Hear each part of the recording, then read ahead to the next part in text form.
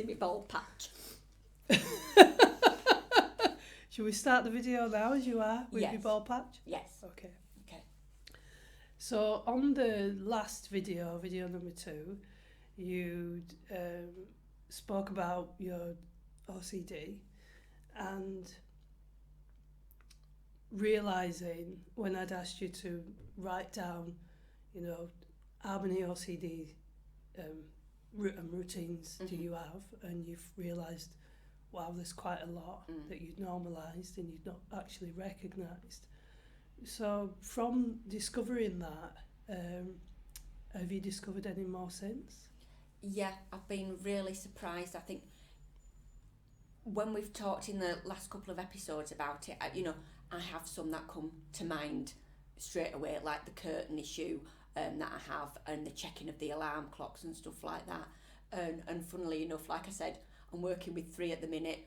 I had to go somewhere Monday morning. That suddenly went up to 6 that I had to have because I was more anxious about not being late and that kind of thing. But actually doing the exercise that you give me just to sit down and actually think about how I call them routines or the obsessive behaviours was a real eye-opener, because I just, it's a couple of things, but actually my whole day and every activity that I do within that day is so impacted by it. And because I've been doing stuff so long, I don't even realise that they're an issue or anything like that. I've just normalised them, or it's just something that I do. I tend to, What does that actually mean for you, that it's just something that I do? What does that mean? Because people say that, oh, it's just me, or it's just something I do, or it's just my personality, or it's just this, and it's not.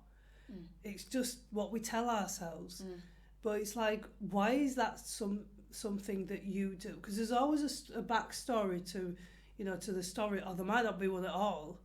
In other words, because when I say that, is that when people do something, sometimes they might say, why do you do it? And they say, I don't know. So for you, is, when you said that's just something that I do, or whatever, I think there's some elements of that. I know why I do certain things, I have to have my bag ready at a certain time for the next day. I have to have my clothes out in a certain way for the next day. And again, I think that's about the anxiety of not having enough time and being on time and don't want to be late and I want to be organised. So you can kind of see how the invention of time is our prisoner. Yeah. So we're on a timer constantly. And the ironic thing about that as well is that we create it, like, say for instance, say children are learning to do things, and I think it's quite cruel actually, is that for some children in schools, they've been put on a timer.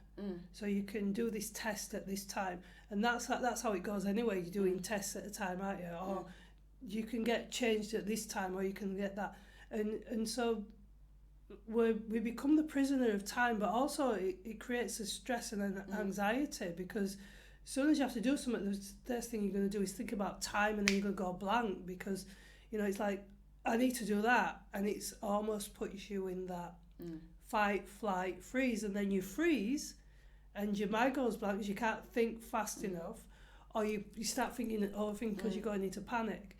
And it's that realisation now, it's been normalised as one scientist termed it as, by stupid people, that we're creating stress.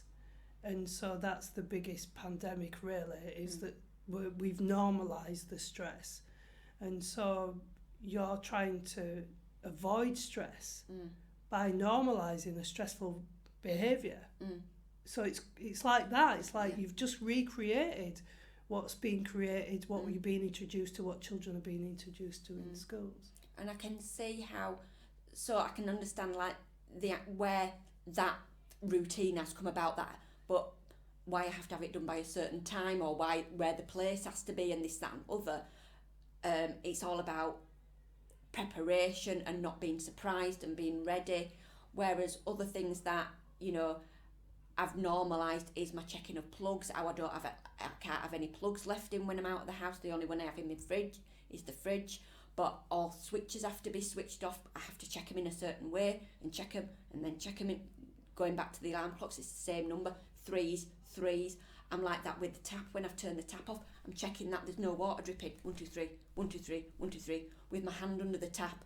So 1, 2, 3, 1, 2, 3. What told you to do that? What told you to do 1, 2, 3, 1, 2, 3, 1, 2, 3? I don't know. I don't know whether there's. I guess part of my fear, lifelong fear, has been doing something wrong. So I don't know if it stems from, if I left the tap on, it's doing something wrong. If I've,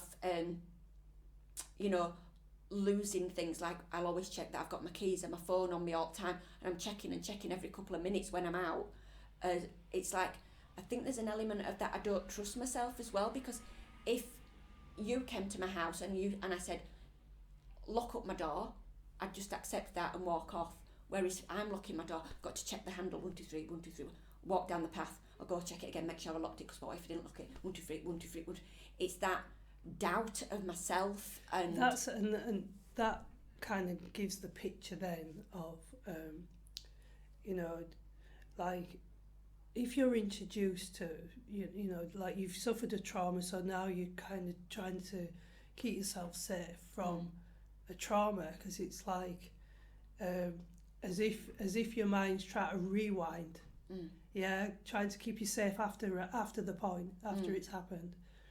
But also our society normalises, as I've said in schools, they've normalised abnormal behaviours that would, for a human being, were turned into robots. We have to fit into little boxes.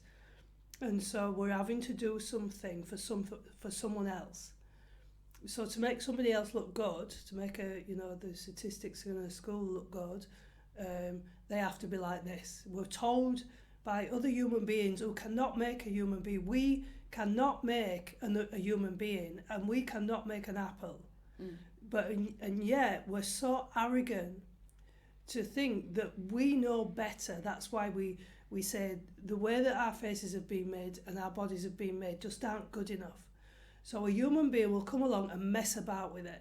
They will mess about with it and make you look silly, make your face look silly, make your body look silly, or, because everybody does it.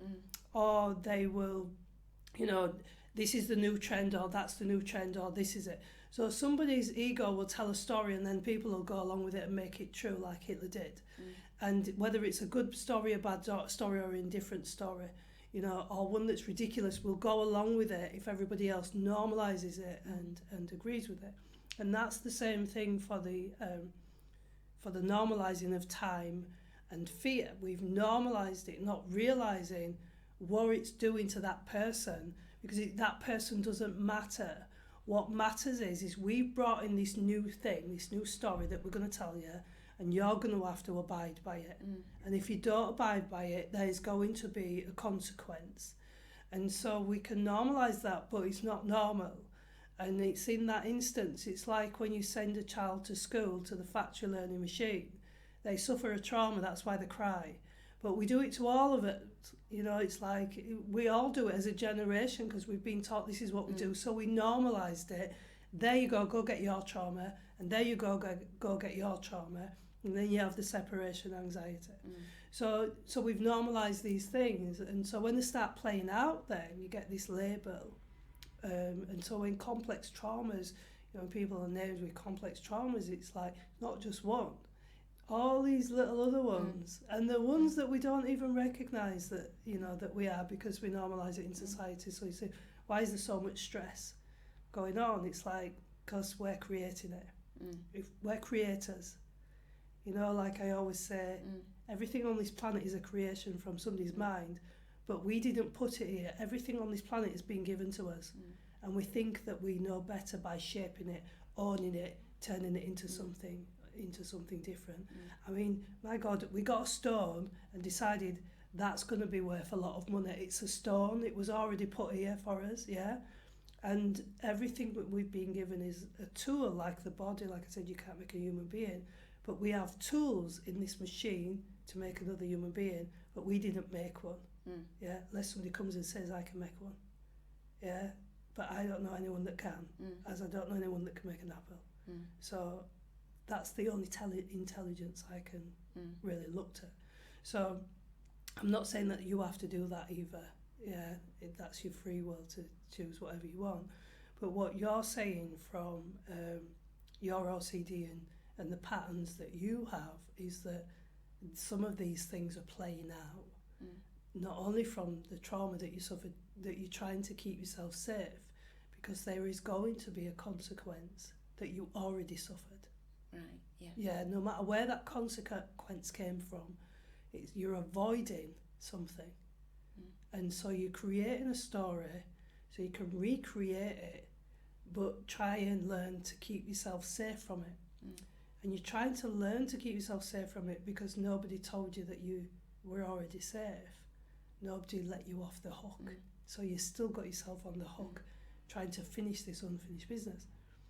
And then, but you're telling yourself this danger story because, you know, it's like if there are victims in the world, and there are lots of them, and people, when they act as victims, they're always telling tales about someone else. They did that to me, and they did that to me, and she did that to me, and they said that, and they said that. And it's like, well, you're the one that's hanging around them.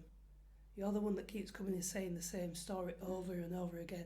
I'm a victim of that, I'm a victim of that. It's like, so what are you going to do about it? And then you can get quite angry at that because they're the victim and they're not responsible, because that's what victims believe, is they're not responsible. It's the big bad world, it's nothing to do with them. When actually, you know, when you look at it, it's like only you can stop it, no one else can. So it's, you know, for you, when you're looking at these stories that you're telling yourself, do you understand, are you understanding that actually you're recreating something in your mind? I can understand to a level. I can understand how I develop new routines and new obsessions quite quickly. Yeah. It's like if I did something yesterday and it were okay, it's like, well, I've got to do it again today because I know doing it and I'm safe. Or what's going to happen? I don't know. I think I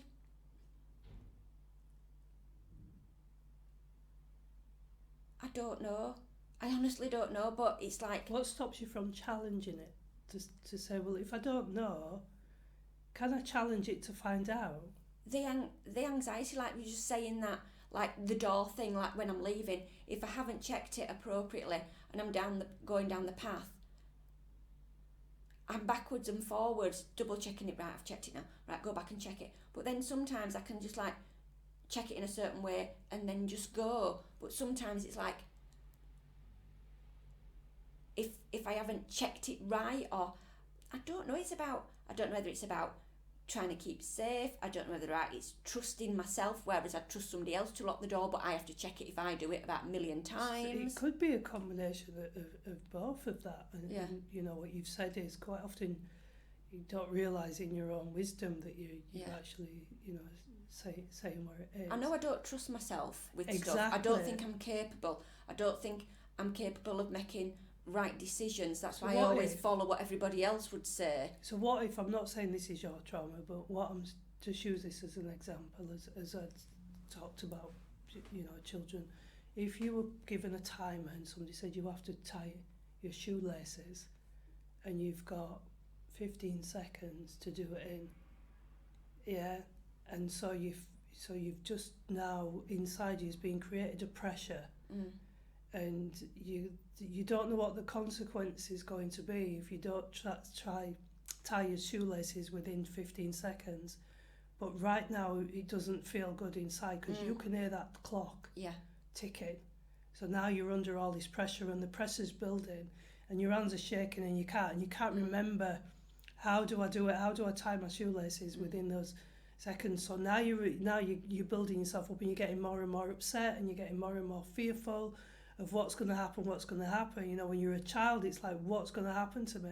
I can't do this, and I'm a failure, and all these things are running through your head. So now you've got all these things, you can't focus on tying the shoelace because something's going to happen, and no one comes along and says, it's okay, darling, you don't have to do that. It's all right. You don't need to do that. Let it go. It's okay. But you can't let it go because no one's saying that. The people that are supposed to keep you safe are the people that are hurting you. The people, whether it's your family, whether it's, you know, a regime in a school or anywhere, those people that you trust to take care of your needs when you're a child, and even sometimes when you're an adult, are the perpetrators, are the ones that are creating this. So you don't have permission as you're going back, not trusting yourself. You're stuck in this because no one's saying, it's okay, it's all right. And then when you say, if someone else comes along and says it, I'll take it. It's in my hands now, it's okay. That's what you're saying. You're saying, I can trust other people to say, it's in your, you know, it's okay. It's all right, darling, I've got this. Yeah, it's okay. But, you know, you're not, that's what's, you know, that's what's going on. It's a great thing. It's a great saying. I remember when I was helping someone and the police came, and the police officer said to me, we've got this now, you can let it go. And it just felt lovely for, you know, to hear that. It felt such a relief to say, thank you. And I can go home and not worry because I trust that you've got that. And it's so nice when someone says, I've got this. We just need that permission. But sometimes if you haven't been given it, that from that shoelace can last you a lifetime. Yeah, and I'm just thinking when you've been talking, it's like set a thought off that I've not had before. It's like I'm when I do like my routines or whatever, like you say, it's because I don't trust myself. Did I check it? I better just go check it again because I might not have done it right. There's that element, and is it going back to when I were abused? As in, I feel that I put myself in that situation.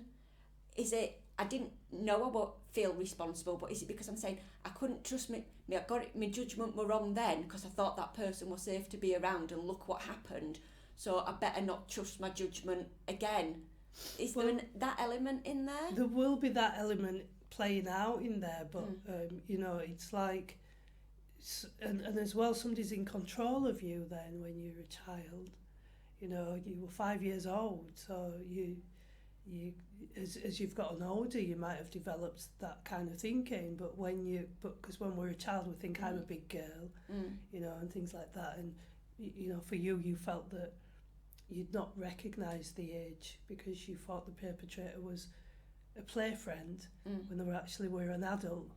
And so it's then when you saw that they're an adult, it's like realising, oh right, I wasn't a big girl. Do you see what I mean? So people, when they then see, look at how old you were at the time, when they feel responsible, it must be my fault, it's me. Look at, you know. I didn't think that consciously, but I'm just wondering from what you're saying whether unconsciously I've lived thinking, I put myself in that situation, I'm not a good judge of character, I'm not trustworthy, my opinion is... How you blame yourself. You blame yourself for it. I need to check things over and over again, and because when you said do the list, I was surprised that I got an A4 list of things. It's like, oh yeah, that is a thing that I need to do. That is a thing that I need to do. And it wasn't till actually doing that where I'd have just said, oh, I've got about 5 things, curtains, setting my clothes out, alarm clocks, checking. And it's like, when I sat down and gave myself space to think about it, I was surprised with the length of the list. And I don't even think that was an exhaustive list. Exactly, because there's the other things that you briefly said about getting in the bath, where you have to burn yourself, and that's kind of your routine that you do. So it might not be one that you do on a daily basis because it isn't. It's one that you do every, what would you say? 3 months. Every 3 months. So this one, but it's like the way that you do it. So this one is every 3 months, but it's every 3 months because you don't want to be exposed to yourself, because around getting in the bath, so you have to wear a t-shirt. So it's all of that is based on the trauma as well, is that I don't want to be exposed, so I'm going to get in a red hot bath and scold myself, and I'll dip in, like you say, like a hobnob. Yeah, I'll get out, but you've literally done it enough to burn your skin, and then you get back out. So it's that way you do these painful things to yourself that's based on the abuse and the way that you feel about yourself as well. So it's that these things, when they become complex, it's not only because some of them you can clearly see that can come from there, but there are others that we've normalised in society. We've normalised bad behaviour in society. We've normalised these things, and that's why I've said on the other videos, we tell stories, we make stories up, we make lies up to each other, and we'll say this is okay for us to do. So we can tell a story of, like, you can go to war and you'll get a badge for killing another person, or, and I'm saying that bluntly, is because ultimately that's what you've got badges for. I mean, we have to fight for a reason, we have to do this. Like, no, you're fighting because one person or two people started something and then they spreaded it, and everybody then was either forced to join in or told that you should join in based on a story. Because when I was young, even when I saw that, I used to say, why don't those two people get in a boxing ring with each other then, instead of everybody else having to be hurt for it? So it's like that. It's like, things don't work like that. Well, we're the ones that make it like that, so we're the ones that can stop it. But it's in our ego, in our, as I say, the prayer deliver me from evil is talking about your ego. It's what's inside of you. And so it's like that. It's saying, there's one story for one where you can also kill somebody and you'll go to prison for it. And so then it makes it unstable. That can you trust what human beings say? No, because there's different stories that come about from them. It's like, once you get the reason and the backstory, it's like, no, if you're not supposed to kill somebody, that's it. There's no, well, a little bit of leeway here or a little bit of leeway there. Just the same as the story of this is my country and you can't come into it. It's a story, and it's not. This world does not belong to us, but yet we're so superior that we can not only change and tell human beings, this is the way you should look in fashion or whatever.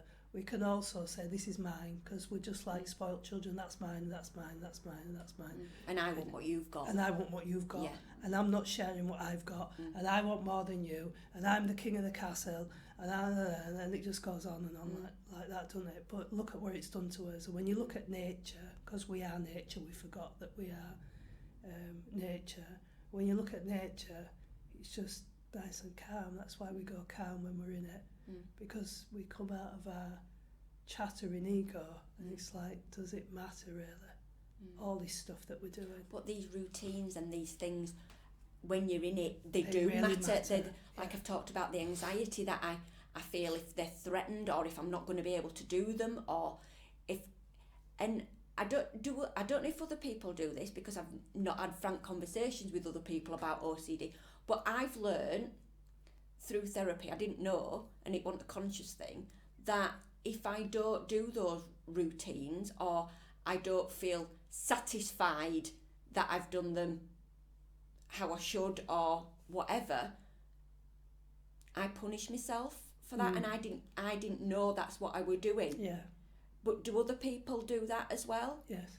Right. Okay. Because I didn't know that when I don't do those routines or try and challenge them, there will be some sort of negative consequence for myself, and I didn't know that was happening. But hasn't there always been, if you learn to, when you're young, you're told what to do, and if you don't do it, isn't there a punishment?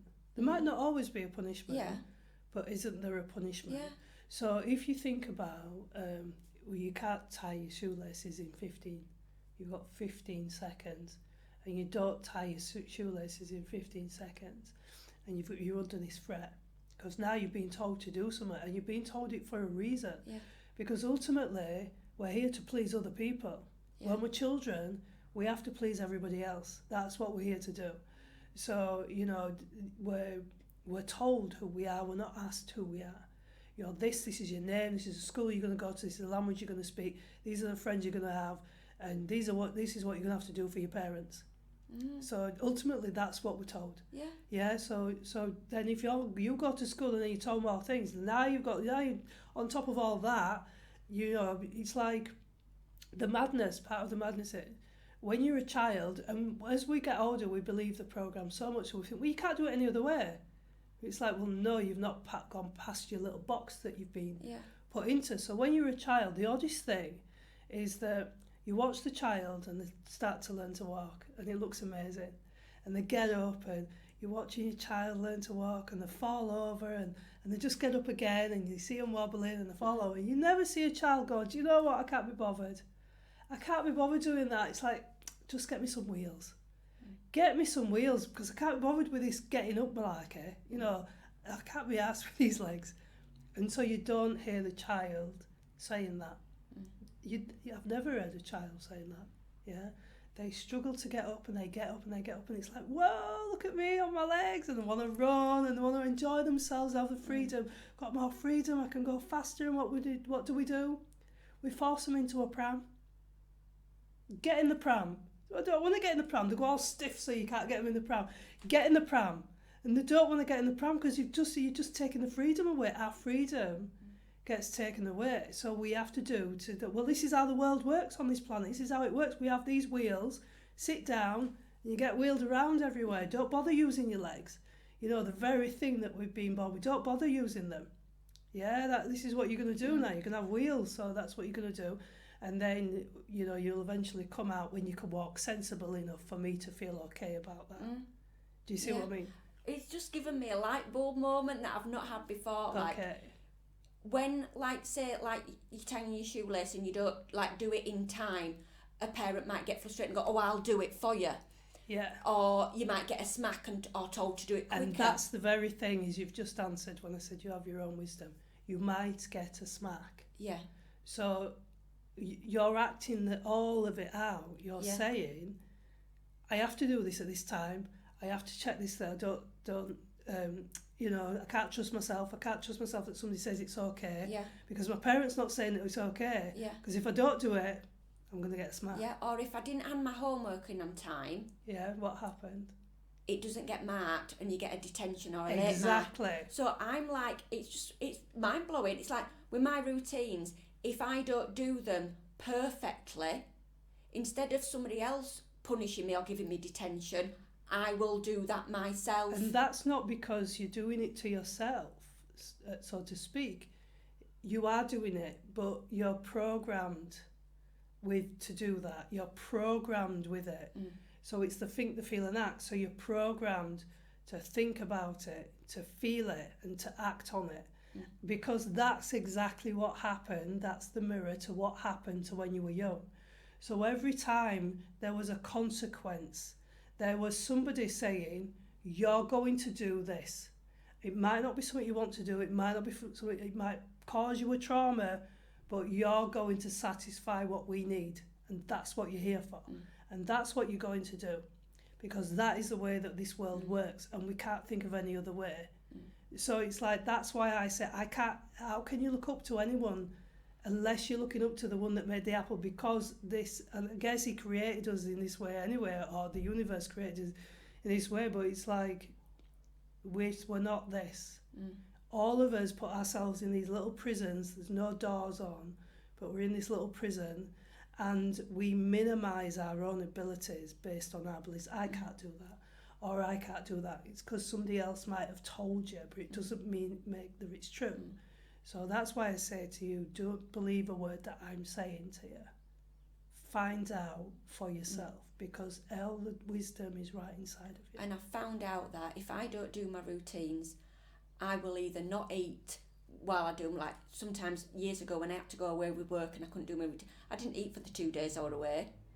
Or I will do the opposite and I will just eat anything and everything, and 40,000 calories has gone within half an hour, because I'm like, it's that, I didn't realise, but it's that punishment for not doing my routines right, that I'm getting in there first with the punishment, rather than somebody else coming along and giving me detention or giving me a smack or doing something to me. I'm getting in there and I'm giving me my punishment. So it is, you're kind of catching it now, it's the programme playing itself, and you're just, really we're observers, so you're watching it, but you feel it's you that's going along with this, and then it's okay, and then it comes again, and then it comes again, because when you're young, you get one after the other, after the other, and that's why I haven't eaten other. for 20 hours so far. Yeah.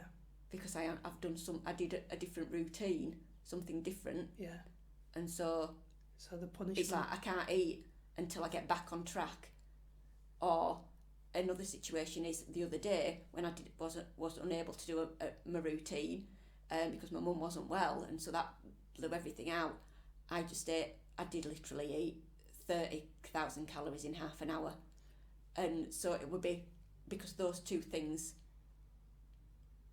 I use food. I haven't got that healthy relationship with food. I've got that it's punishment. Well, and if you think about that as well in itself, it's like you don't like things that become a shock, that take you out of your norm.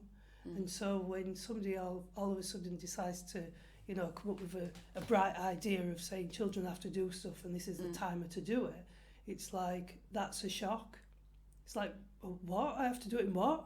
And that's the shock. So every time, you can kind of see, well, you're asking me to do this now, so you've now just shocked me with something else. So that's when you get a shock like that and the routine changes, it's quite scary. It's like, oh wow, everything has to adjust, and now I've got a fear because I don't know, I don't know what's going to happen. It's taking you out of your normal routine of what I know how my day goes. It goes like this, and if somebody comes and shakes it, then I'm shaken. And it's a similar thing.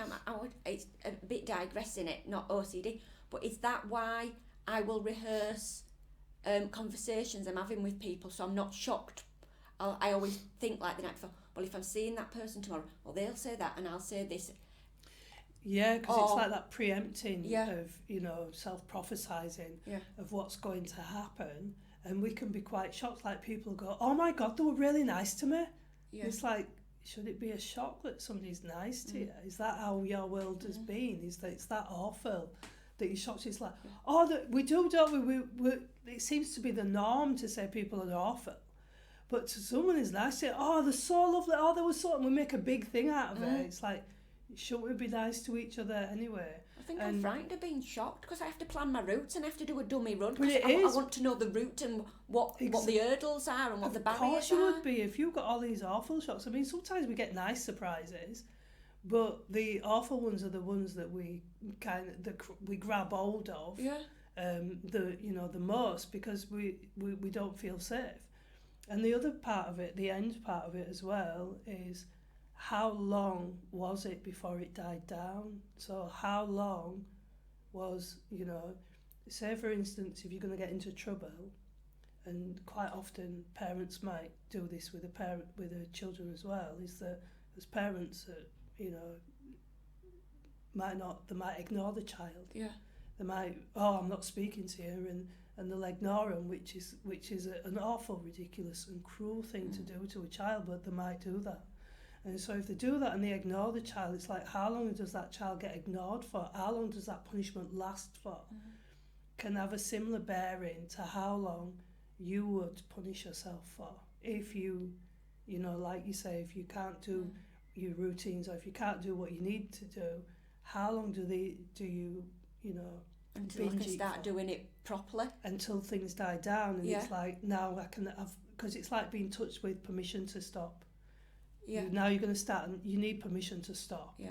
And it's just like you did with a check-in of the door. If somebody said, I've checked it, it's okay, that's permission to, I've got it down. Either somebody take the responsibility off me, or I start behaving, which is doing my routines right. Yeah. The punishment will stop until the next That's thing. It. And quite often what a child might do with a parent who sulks with them or ignores them or then the child then might creep around, or as some people use the word, creep around the parent and profusely apologise, even though the child hasn't done anything wrong, but they'll apologise and apologise and apologise until the parent stops sulking and then relieves them of the punishment, so they kind of feel okay, but they have to work really hard then. So then people tend to do that as adults. If they do something wrong, they have to give that extra mile or have that extra punishment for a little bit longer